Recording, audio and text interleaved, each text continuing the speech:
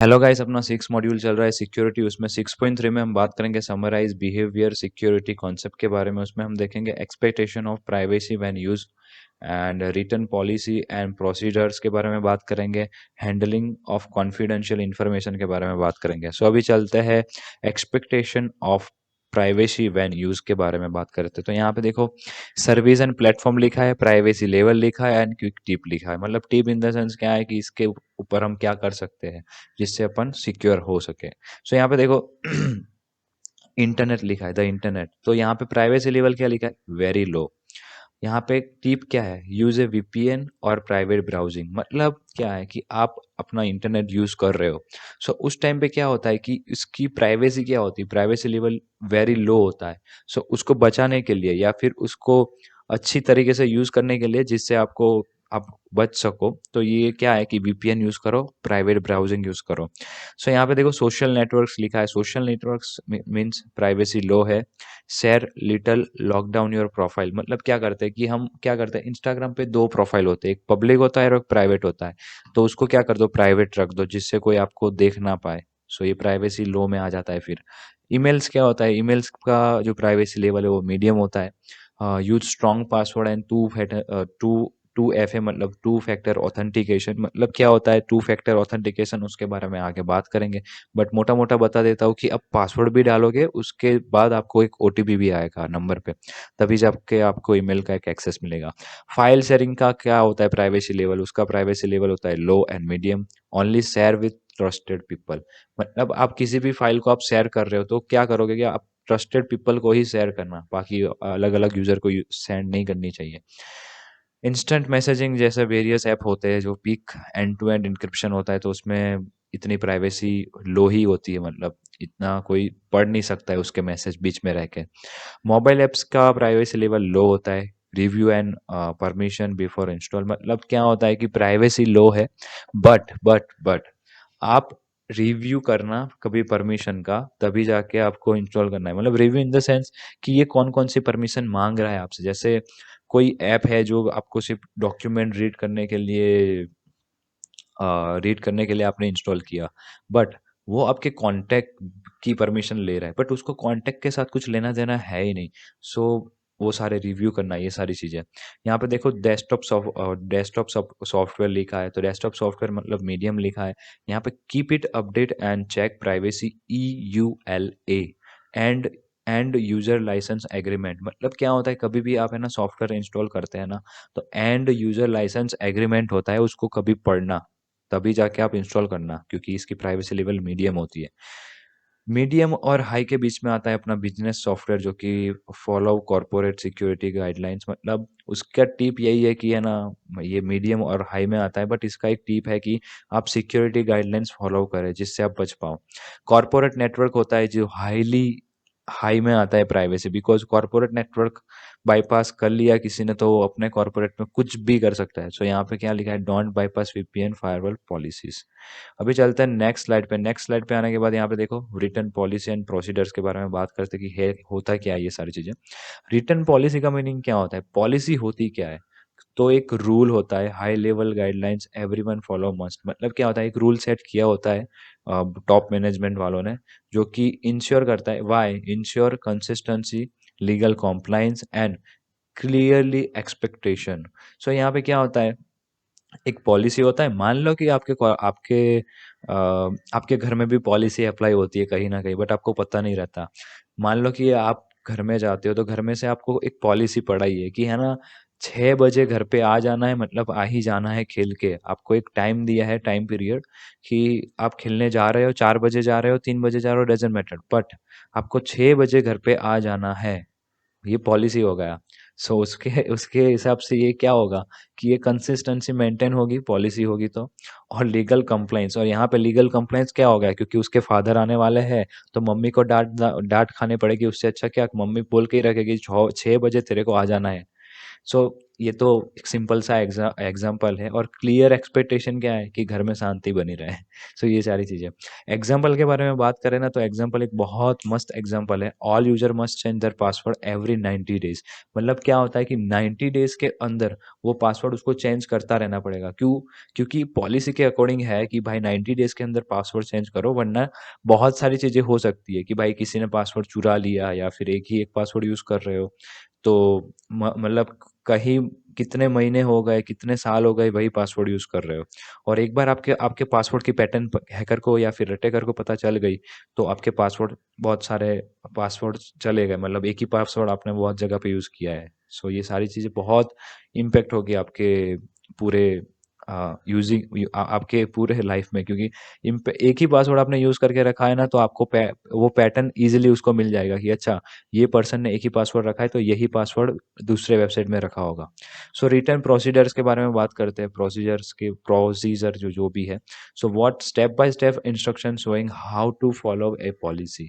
मतलब एक step by step process होता है कि उसको बोला जाता है बच्चे को कि है ना, हर रोज तेरे को क्या करना है, कि 3 4 से 6 ही तेरे को खेलने जाना है। तो ये स्टेप बाय स्टेप प्रोसेस होता है कि पहले बच्चा उठ के क्या करेगा, अपना स्कूल जाएगा, स्कूल आने के बाद ये खाना पीना खाएगा, खाने के बाद फिर ट्यूशन जाएगा, ट्यूशन के बाद जो 3 साढ़े 3 बजे आता है, उसके बाद आधा घंटा रेस्ट कर ले, रेस्ट करने के बाद उसको बोलेगा कि 4 से 6 तू खेल सकता है। सो ये क्या होता है, प्रोसीडर्स होता है, मतलब प्रोसीडर्स होता है कि स्टेप बाय स्टेप उसको फॉलो करने पड़ते हैं। अब उसने फॉलो नहीं किया ना, तो मम्मी बोलेगी पहले, दूसरे दिन डांटेगी, और तीसरे दिन मार खाएगा वो बच्चा। सीधी बात है। Why help people do the right things every time, every even if they are new. मतलब इसके पीछे का रीज़न क्या है प्रोसीजर का, मतलब कोई भी नया पर्सन आ रहा है, तो क्या होता है कि उसको अंडरस्टैंड होने में, उसको उसको अंडरस्टैंड ईज़िली हो जाए, और दे आर न्यू, मतलब वो नए भी है, फिर भी उसको पता जल्दी चल जाएगा कि अच्छा, इनके घर में ऐसा सिस्टम चल रहा है। Sorry for the example, but understand करने के लिए आपको बोल रहा हूँ। सो यहाँ पे एक एग्जाम्पल दिया है, open setting account, click change password, enter old password, then new, और new new then new one twice, मतलब 2 बार डालने पड़ते हैं, यही चीज़ है, click save and confirm. Password कैसे चेंज होता है, बेसिक चीज़ है। सो यहाँ पे देखो, हैंडलिंग ऑफ कॉन्फिडेंशियल इंफॉर्मेशन के बारे में बात करता है, तो पासवर्ड्स क्या होता है, पासवर्ड्स इज कॉन्फिडेंशियल इंफॉर्मेशन।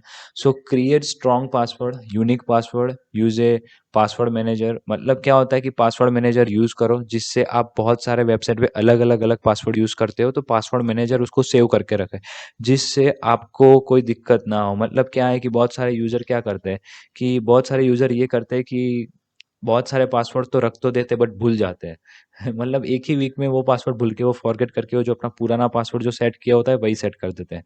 तो उसका एक सॉल्यूशन ये है कि आप ना पासवर्ड मैनेजर करके जो भी सॉफ्टवेयर है, या फिर जो भी एक्सटेंशन है, वो यूज़ करो, जिससे आपको ईज़िली, आपको ईज़ी पड़े, मतलब ईज़ी रहे आपके लिए।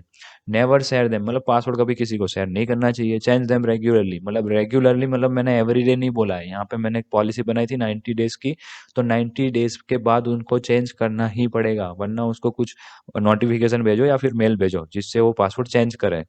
Personal information you on and co-worker, मतलब पर्सनल इन्फॉर्मेशन में क्या आ जाता है, only collect store what you need, keep it in secure access control system, don't post it publicly social media and chat। मतलब पर्सनल इन्फॉर्मेशन जो भी होती है कंपनी की, वो कभी है ना सोशल मीडिया पे आप नहीं रख सकते। उसके पॉलिसीज होती है कि आप है ना अपना जो भी काम है वो शो नहीं कर सकते, कि मैं इस कंपनी में क्या काम कर रहा था, सोशल मीडिया पे कभी भी नहीं रख सकते। ये फ़ोल्डर की बात हो रही है यहाँ पे, मतलब एक क्या होता है, एक पर्सनल इन्फॉर्मेशन, मतलब क्या होता है कि एक कंपनी में एक फ़ोल्डर बना रहता है, कि सारी चीज़ें जो भी अपनी एक्सेल वगैरह जो भी चीज़ें हैं, या फिर कोई भी फ़ाइल है, वो वहाँ पे स्टोर करके रखते हैं। तो वो सिक्योर रखना पड़ता है, कोई एक्सेस ना कर ले वो फ़ोल्डर का, वो भी ध्यान रखना पड़ता है। अभी चलते हैं नेक्स्ट स्लाइड पे। नेक्स्ट स्लाइड पे आने के बाद यहाँ पे देखो, कस्टमर इन्फॉर्मेशन।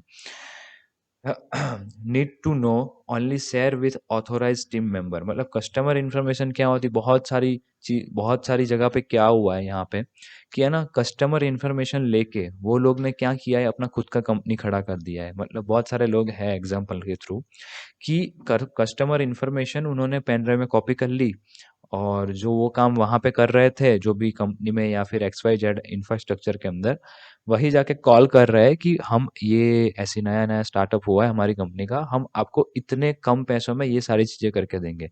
क्यों? क्योंकि उनको पता है कि ये कंपनी को क्या प्रोवाइड कर रहे थे, वो लोग कौन सी सर्विस प्रोवाइड कर रहे थे और उनको क्या शो करना है वहाँ पे।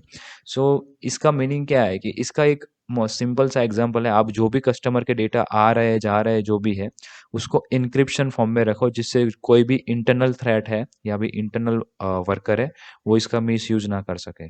Follow and privacy law, GDPR, मतलब एक लॉ होती है जीडीपीआर करके और सीसीपीए, जो कि मेक श्योर ये लॉ लॉ फॉलो करने के बाद आपका प्राइवेसी लॉ मेंटेन हो जाता है। और ये क्या होता है कि इनक्रिप्टेड वगैरह, मतलब ये जीडीपीआर लॉ मतलब ये दिखाता है कि आपके ऑर्गेनाइजेशन सेफ है, मतलब कस्टमर इंफॉर्मेशन के मामले में, जिससे अदर कंपनी आपके ऊपर ट्रस्ट करने लगती है, क्योंकि ये सर्टिफिकेशन आपके पास है, या तो फिर ये लो आपने यहाँ पे मेंटेन करके रखा है।